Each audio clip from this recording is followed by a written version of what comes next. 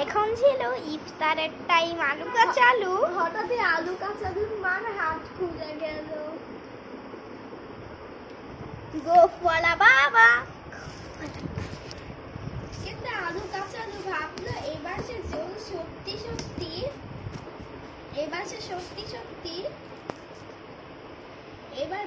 সে ভাবলো সে তার বাবা মাকে ভয় দেখাবে, তাই সে ছুটে গিয়ে আলমারির দরজা খুললো। খুলে দেখলো আলমারিতে টাকা। তারপর ভাবলো টাকাগুলা তো গুনে দেখতে হবে। দেখি আর সে মানি ব্যাগটা ছুঁড়ে দিল আর টাকা উড়ে গেল। এইগুলো সে ফ্যান বন্ধ করবে, একটু পরে সে বাতাস বন্ধ করে দিল আর টাকাগুলো নিল। আরে এর মধ্যেও তো মনে হচ্ছে কত টাকা আছে, এই বলে সে মানি ব্যাগ খোলার চেষ্টা করলো।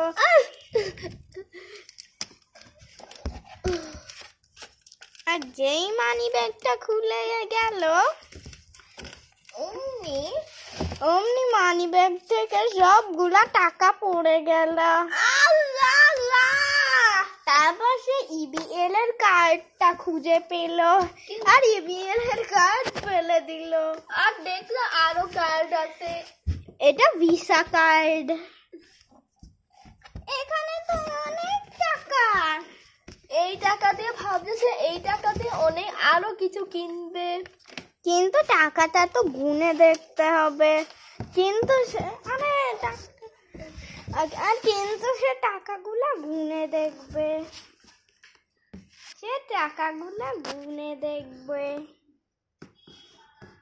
ঠিক আছে, তাই সে টাকাগুলা গুনার জন্য প্রস্তুত।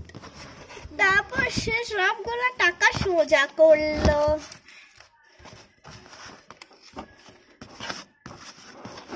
সে সবগুলা টাকা সোজা করে রাখলো আর তার বাবারা মা তার কাণ্ড দেখতে লাগলো। তার ছেলে টাকা গুনছে। এই টাকাগুলো কে ফেলে দিয়েছে? তুমি ফেলে দিয়েছো।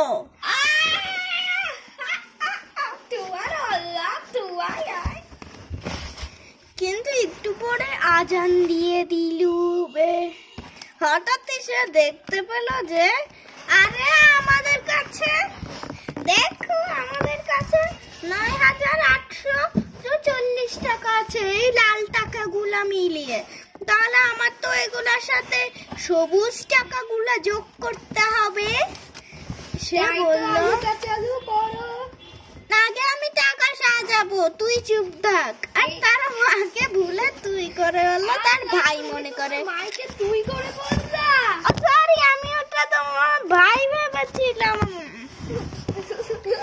এই কথা বলে টাকাগুলা রাখতে লাগলো। আর 30 টাকার নোট 3 টাকা উল্টে 3 টাকা হয়ে গেল। এই বলে সে 30 টাকা সোজা করলো।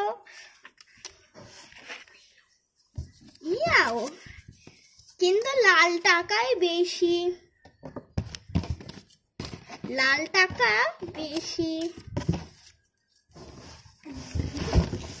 কিন্তু সেখানে 2000 টাকা আর 10 টাকা ছিল।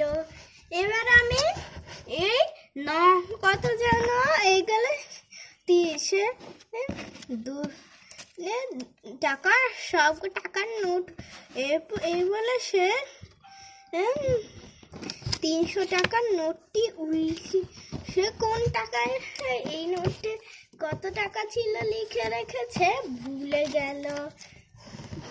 তারপর সে সব টাকা উল্টিয়ে দেখতে লাগলো আর 30 টাকার নোটটা পেল।